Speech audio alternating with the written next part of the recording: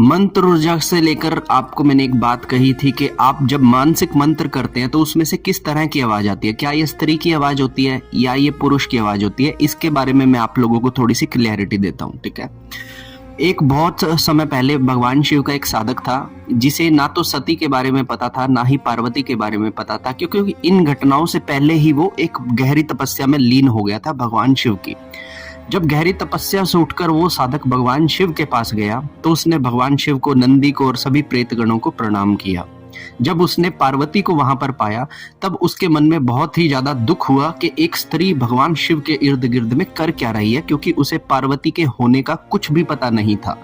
तब उसने ऐसा कहने पर माता पार्वती को अपने कटु वचन कहे और माता पार्वती ने क्रोध में आकर उसे ये श्राप दिया कि तुम्हारे अंदर से जो तुमने स्त्रियों के लिए जो शब्द निकाले हैं, मैं तुम्हारे अंदर से तुम्हारे सभी स्त्री तत्वों को निकालती हूँ। और जैसे ही ये श्राप माता पार्वती ने उस साधक को दिया तब तुरंत ही वो साधक राख के ढेर में परिवर्तित हो गया। इससे हमें एक चीज जो पता लगती है कि हम सभी के अंदर स्त्री के तत्व हैं, हम सभी के अंदर पुरुषों के भी तत्व हैं। जैसे यदि कोई पुरुष है तो उसके अंदर स्त्री की ऊर्जा भी दौड़ती है, और अगर कोई स्त्री है तो उसके अंदर पुरुष की ऊर्जा भी दौड़ती है। तो स्त्री और पुरुष की ऊर्जा से ही कोई शरीर जो है इस धरती पे अपने कार्यों को करता चला जा रहा है। अब हमारे, अगर आपने 3 नाड़ियों के बारे में अगर सुना हो तो ईड़ा, पिंगला और मध्य की एक सुषुम्ना नाड़ी के बारे में आपने सुना होगा। तो जो ईड़ा नाड़ी है इसे स्त्री नाड़ी कहा जाता है, और जो एक पिंगला नाड़ी है इसे पुरुष नाड़ी कहा जाता है, और जो सुषुम्ना नाड़ी है इसे समानांतर एक नाड़ी माना जाता है। हम हर समय या तो ईड़ा पे सांस ले रहे होते हैं या पिंगला पे सांस ले रहे होते हैं। अपने नाक की धमनियों से हम पता लगा सकते हैं कि कौन सी नाड़ी हमारी इस समय एक्टिवेटेड है। ठीक है, अब जब भी हम मंत्र जाप को करते हैं, ये वाला कॉन्सेप्ट आपने मेरा सुन लिया, इसे समझ के साइड में रखिएगा। अब जब भी हम मंत्र जाप को करते हैं तो मंत्र जाप का उद्गम कहाँ से होता है? देखिए, हमारा शरीर जो है ये एक आत्मा है ना, ये जो जीवात्मा इस शरीर के अंदर आकर बैठी है, और जब ये किसी मंत्र का जाप कर रही है तो इसका उद्गम स्थान कहाँ है? हमारे शरीर के अंदर। तो आप कभी भी सोचना या फिर कभी भी मंत्र जाप करके देखना कि आपके शरीर में ये जो मंत्र मानसिक रूप से चलता है ये कहाँ पर चलता है। आप पाएंगे कि आपके नाभि से शब्द की उत्पत्ति होती है, आपके नाभि से मंत्र निकलकर बाहर की तरफ आते हैं।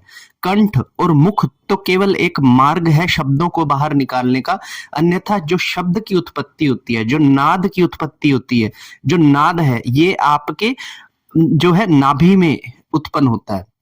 तो जब नाभि में ये चीजें उत्पन्न होती हैं तो नाभि के इर्द गिर्द में ईड़ा और पिंगला 2 जो होती हैं ये नाड़ियां होती हैं। अब जो आदमी लोग हैं, ये सब पुरुषों के लिए बोल रहा हूं, आपको कभी भी अगर मानसिक मंत्र ना निकले तो आप स्त्री की आवाज में अपने मंत्र को मानसिक जाप करके देखिएगा। और जो स्त्रियां हैं, अगर आप मानसिक जाप ना कर पाओ तो आप पुरुष की आवाज में जो है मंत्र जाप करके देखिएगा। आप पाएंगे कि आपका जाप परफेक्टली स्टार्ट हो जाएगा, क्योंकि जब हम पुरुष होते हैं तो हम पुरुष नाड़ी के अधिकारी हैं, स्त्रियां स्त्री नाड़ी की अधिकारी हैं। तो हम अपनी प्रकृति की जो नाड़ी होती है उससे तो हमारा कंट्रोल रहता है, लेकिन जो दूसरी प्रकृति की जो नाड़ी होती है, स्त्री के लिए पुरुष और पुरुष के लिए जो स्त्री नाड़ी है, इसके ऊपर हमारा जो है कंट्रोल नहीं होता है। तो जब भी आप मानसिक जाप में कहीं पर अटक जाएं तो आप अगर पुरुष हैं तो स्त्री की आवाज में मानसिक जाप करने लगे, आप पाएंगे कि थोड़ी देर में ही आपकी स्त्री नाड़ी एक्टिवेट हो जाएगी और वो जो है दूसरे मतलब कि सुषुम्ना नाड़ी पर कुछ देर के लिए शिफ्ट हो जाएगी। तो जब ये सुषुम्ना नाड़ी पर कुछ देर के लिए शिफ्ट हो जाएगी तब आपको वो उन्नति मिलेगी। देखिए, जब आपकी एनर्जीज ईड़ा और पिंगला पर रहेंगी तो ये नहीं उठती है। जब आपकी नाड़ी सुषुम्ना नाड़ी पर जो आपकी ऊर्जा है सुषुम्ना नाड़ी पर रहेगी तो उसमें आपको डिवाइन पावर से टच होने का मौका मिलता है। तो जब भी आप मानसिक जाप में कहीं फंस जाए तो पुरुष और स्त्री की आवाजों में, तो आपको पता लगा स्त्री की आवाज और पुरुष की आवाज में मंत्र जाप की क्या वैल्यू होती है। अब आप अपने अंदर की आवाज को देखिए, ठीक है, कि किस तरह की आवाज आती है। जब आप नोटिस करेंगे तब आप खोज पाएंगे कि जब आप मंत्र जाप कर रहे हैं तो वो स्त्री की आवाज निकल रही है या पुरुष की आवाज। ठीक है, ये होगी चीज नंबर 1। दूसरी चीज, मंत्र सिद्धि के बारे में मैं आप लोगों को बताने जा रहा हूं, मंत्र सिद्धि के बारे में। अब आपने बहुत सारा सुना होगा कि 1.25 लाख जाप करने के बाद आपका मंत्र एक सिद्धि को पाया जाता है। ठीक है, अब मंत्र की सिद्धि का ये जो नंबर है 1.25 लाख, पहली बात तो ये किसी शास्त्र में लिखा नहीं है, ठीक है।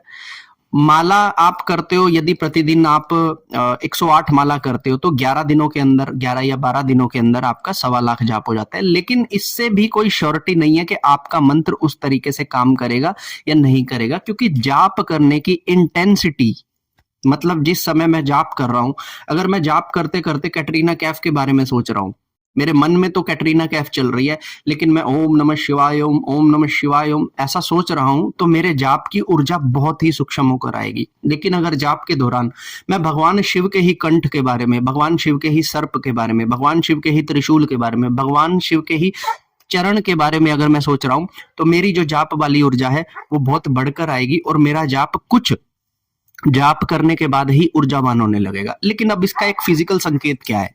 बहुत सारे लोग मंत्र जाप करते हैं लेकिन उन्हें पता ही नहीं होता कि उनका जाप वर्क कर रहा है या नहीं कर रहा है। आज मैं आपको कुछ ऐसे उसके सिम्टम्स बता देता हूं जिससे आप पता लगा सकते हैं कि आपका जाप वर्किंग आया है, सिद्धि की तरफ हुआ है या नहीं हुआ, सब ठीक है।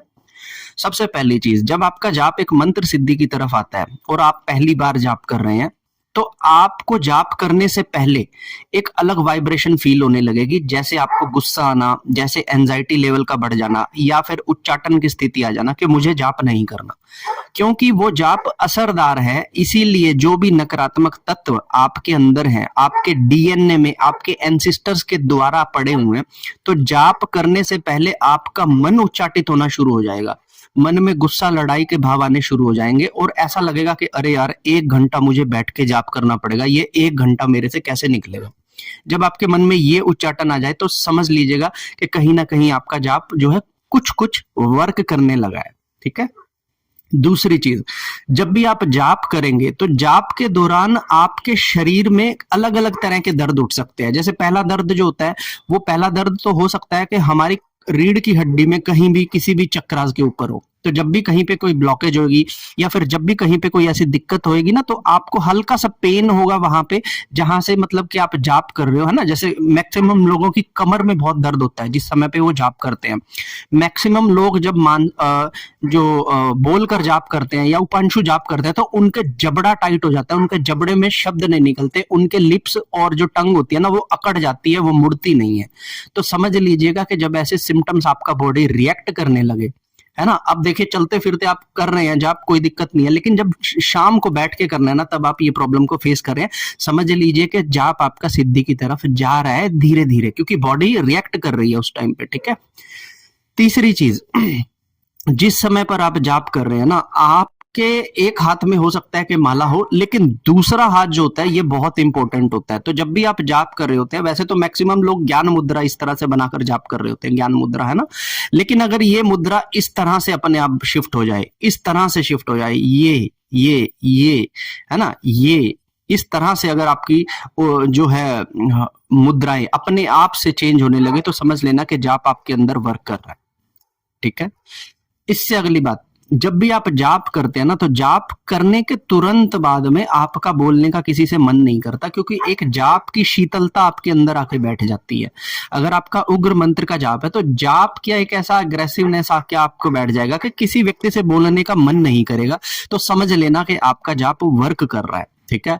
और जब जाप की इंटेंसिटी आपके शरीर में बढ़ जाए, जब आपका जाप दूसरों का कल्याण करने के लायक हो जाए, तो एक बहुत तगड़ी चीज बताता हूं, आप जब भी जाप करेंगे, मानसिक जाप, वाचिक और उपांशु जाप में आप इतनी पावर नहीं गेन कर सकते जितनी मानसिक जाप में कर सकते हैं। जब आप मानसिक जाप करेंगे ना, तो आपका सर ऐसे हिलेगा, ये देखिए इस तरह से।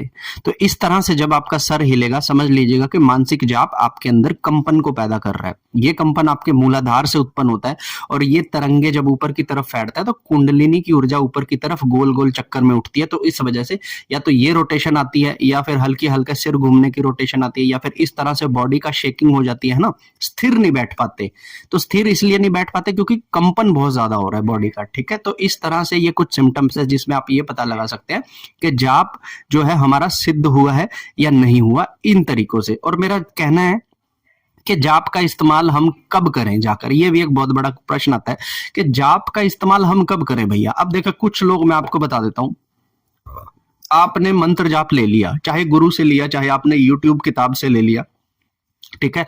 अब ये मंत्र लेने के बाद आपने मात्र 2-2.5 महीने तक उस जाप को किया, उस मंत्र को पढ़ा, और आप उस मंत्र से अपनी फैमिली के, अपने दोस्तों की हीलिंग करना शुरू कर देते हैं। तो कहीं ना कहीं आपके पास हथियार अभी पूरा है नहीं, आप दूसरे की नेगेटिविटी को अपने ऊपर चढ़ाना शुरू कर देते हैं। और एक बार आपका मंत्र अगर मैला पड़ गया या दब गया किसी बाहरी एनर्जी से, तो उसको उठाने के लिए या तो किसी बड़े गुरु की आवश्यकता पड़ेगी या फिर आपको बहुत अधिक संख्या में जाप करना पड़ेगा। जो जाप की ऊर्जा 10,000 में मिलने वाली थी, अब अपने जाप को उठाने के लिए 60,000 का जाप आपको करना पड़ेगा। तो जब तक आपका जाप एक बॉडी के अंदर कंपन पैदा ना कर दे, तब तक आप किसी भी दूसरे व्यक्ति के लिए जाप ना करें, क्योंकि पहले जाप आपके कर्मिक रिजोल्यूशंस को डिसॉल्व करता है, फिर आपकी कुंडलिनी को पे वर्क करता है, आपके एंसिस्टर्स के दोषों को हटाकर फिर वो ऊर्जा को क्रिएट कर रहा है। ईड़ा पे आ रहा है, पिंगला पे आ रहा है, सुषमना में ऊपर की तरफ चढ़ रहा है। तो बहुत सारे काम होते हैं जो जाप ने स्टार्टिंग में आने के बाद करने होते हैं, लेकिन हम जैसे लोग क्या करते हैं, 1 महीना जाप करेंगे या 1.25 लाख बार एक बार जाप करेंगे और उसके बाद उस जाप का इस्तेमाल दूसरों के लिए करना शुरू कर देंगे। तो हमने अगर 100 रुपए का जाप अगर आज की डेट में कमाया है, तो 90 रुपए का हमने किसी और के हाथ पे रख के दे दिया। ये गणित जब आपके दिमाग में आ जाएगा, तो आप कभी किसी और के लिए जाप नहीं करेंगे जब तक कि आपका जाप आपके शरीर में कंपन को उत्पन्न ना कर दे। क्योंकि एक बार अगर आपका कंपन जो है अटैच हो गया उस एनर्जी के साथ, जब आप एक बार लिंक अप आपका अच्छे से हो गया, तब आपको एनर्जी की जरूरत नहीं पड़ेगी, तब आप अपनी इच्छा से एनर्जी को मंगवा सकते हो। ठीक है, तो तब जाके आप अपने जाप का, अपने मंत्र जाप का इस्तेमाल करें। ठीक है, 2-3 चीजें मैंने आपको इस वीडियो में क्लियर कर दी, और आगे की जो सीरीज आ रही है उसमें भी मैं बहुत सारी चीजें आपको क्लियर करता जाऊंगा मंत्र जाप से रिलेटेड। तो वीडियो अच्छी लगी तो इसे लाइक कर लेना, चैनल को सब्सक्राइब कर लेना, और अपने दोस्तों के साथ, साधक मित्रों के साथ, पूजा पाठ करने वाले के साथ इसे शेयर जरूर करना। आपको भी पुण्य की प्राप्ति होगी ही होगी। हर हर महादेव, जय माता दी।